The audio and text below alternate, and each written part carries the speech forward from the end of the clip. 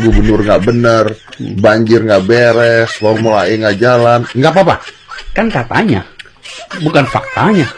Nggak apa-apa dong. Ya itu hak dia. Tapi kan sorry saya potong ya Pak ya. Saya coba menyerang Pak Anies. Tapi kan banjir masih Pak, faktanya.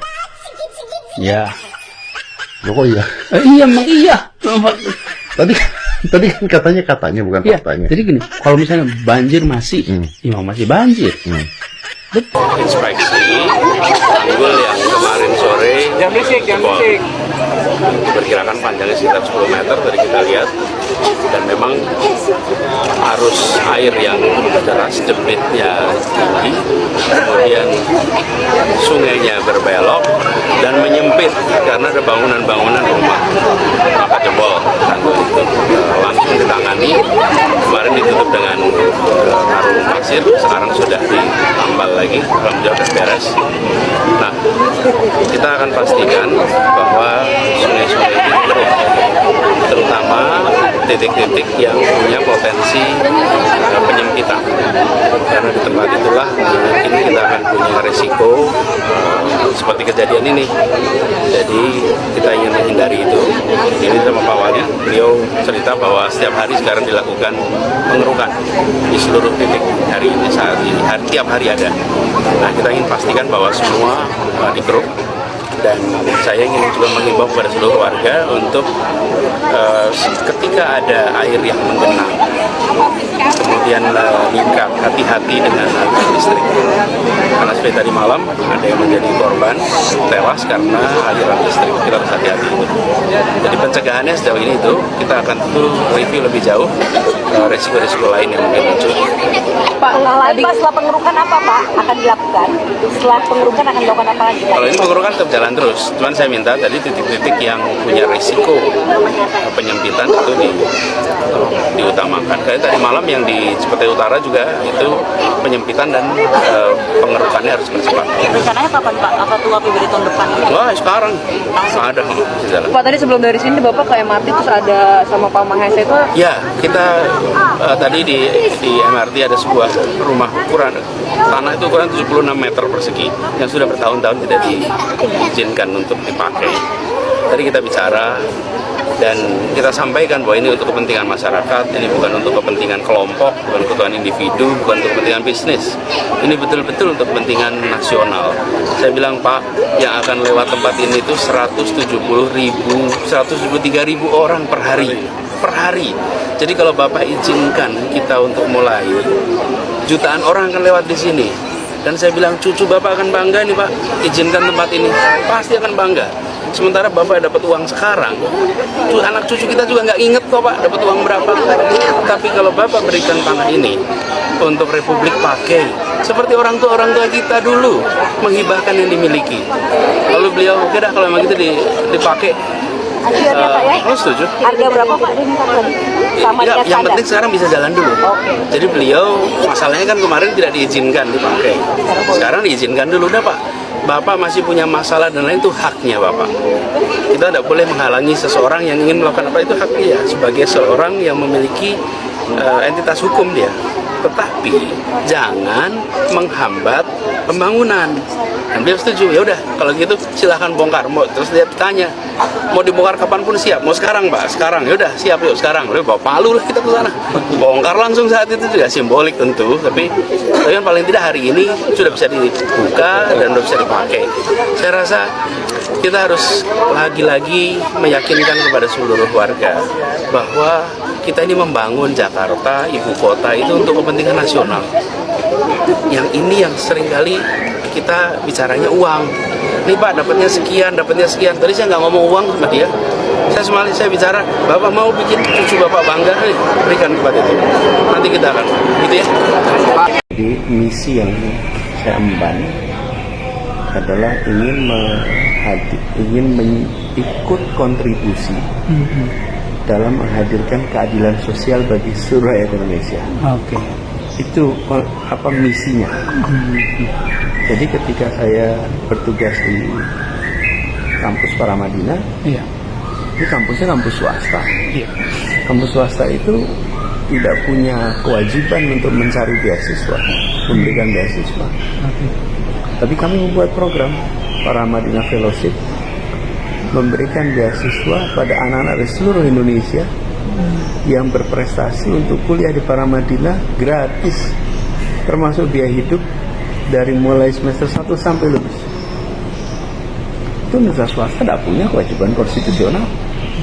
Kami keliling sana sini fundraising untuk membiayai anak-anak kuliah di kampus. Yang dibiayai semua anak-anak yang latar belakangnya prasejahtera tapi berprestasi. Lalu kami buat program untuk tetangga kuliah dengan tidak bayar SPP. Mereka bisa kuliah Paramadina 0 rupiah. Itu mohon maaf Pak, itu jadi seperti CSR dibentuknya. Iya, tapi kita nggak ngeluarin biaya. Karena fundraising tadi. Bukan. Makanya ini saya sebenarnya bisa dikerjakan semua kampus. Ini unit cost dari pengelolaan sekolah ya. atau universitas itu seperti pengelolaan penerbangan. Unit costnya itu bukan per penumpang, tapi unit costnya itu per kelas, per penerbangan. Jadi pesawat itu kalau kapasitasnya 200, biaya menerbangkannya itu penumpangnya 10 atau 100 atau 200 biayanya sama. Jadi kalau sekarang yang beli tiket 100 terus ada 20 tiket dikasih gratis ke orang lain, ngurangin nambah biaya nggak? Enggak, sama aja. Iya, Sama aja. Benar. Nah sama kampus tuh gitu. Oh. Jadi kita hitung berapa biayanya, kemudian berapa kursi yang tersisa. Nah kursi yang tersisa itu diisi oleh tetangga-tetangga kami yang masuk. Oke. Jadi kampusnya nggak ngeluarin duit. Oke. Tapi tetangga bisa sekolah, kan sama-sama untung. Iya, benar. Kami menyekolahkan tetangga, sehingga tetangga juga merasa kami ini hadir membantu. Mereka yang tidak mampu kuliah bisa kuliah di tempat kami. Gak ada biaya tambahan. Kalau yang tadi fundraising kita, karena kita harus biaya hidup. Iya.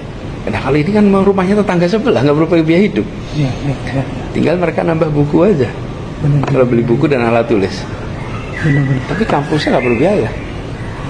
Terus ketika kami tugas di kementerian, program Indonesia Mengajar nih, Mas Angga ini salah satu pengajar muda, dulu bertugas di Tulang Bawang Barat, di Lampung. Seluruh Indonesia ada masalah ketimpangan pendidikan. Benar. Ini ketimpangan ini. Benar.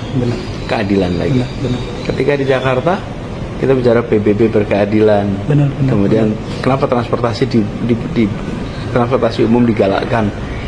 Ya karena bagi yang miskin transportasi umum itu bisa menyita sampai 30% pendapatan dia untuk transportasi. Jadi kebijakan-kebijakan itu disusun dengan spirit menghadirkan keadilan sosial. Taman. Iya. Taman itu adanya daerah-daerah yang orang-orang udah mampu-mampu. Nah, bagaimana di kampung-kampung? Dibangun taman di kampung-kampung supaya ada keadilan. Jadi kalau saya ditanya apa yang menjadi misinya adalah ikut kontribusi dalam menghadirkan keadilan sosial bagi seluruh rakyat Indonesia. Halo teman-teman, berjumpa bersama saya di Politik Dangi. Ya, ini menarik sekali teman-teman. Bagaimana kemudian Anies Baswedan, ya tokoh yang kita kenal sebagai mantan capres 2024 yang lalu, ya beliau betul-betul menjadi tokoh yang dengan kekalahan 25% ya di atasnya Ganjar. Dan ketika kita lihat ya prestasi beliau waktu menjadi gubernur Jakarta, tentu ini semakin luar biasa. Ya, Gubernur Jakarta pada saat itu beliau menjadi orang yang sangat bisa dikatakan sukses ya, menjadi Gubernur Jakarta teman-teman.